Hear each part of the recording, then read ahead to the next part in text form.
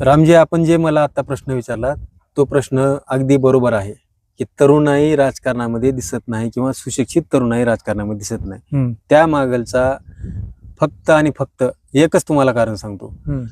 राजकारणामध्ये उतरून किंवा निवडणुकीमध्ये उतरून निवडून येण्यासाठी सध्याची जी एकंदरीत परिस्थिती चालू आहे ती सर्व जनतेला किंवा आपणास सुद्धा माहिती आहे. नुसतं समाजसेवा राजकारणाच्या माध्यमातून किंवा सामाजिक कार्याच्या माध्यमातून नुसती समाजसेवा केली म्हणजे राजकारणामध्ये किंवा निवडणुकीमध्ये निवडून येऊ शकत नाही. त्यासाठी आर्थिक दृष्ट्या सुद्धा आपण तेवढ्याच ताकदीने त्यामध्ये सक्षम असलं पाहिजे किंवा मानसिक आपल्या मागे जे मानसिक पाठबळ आहे ते सुद्धा त्याच ताकदीनं आपल्या मागे सक्षम असलं पाहिजे.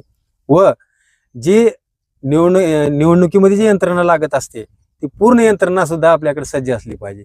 तरच माणूस या निवडणुकीमध्ये टिकू शकतं आणि त्या तोडीस तोड आपण त्यामध्ये उतरून निवडून येऊ शकतो व जनतेची सेवा करू शकतो.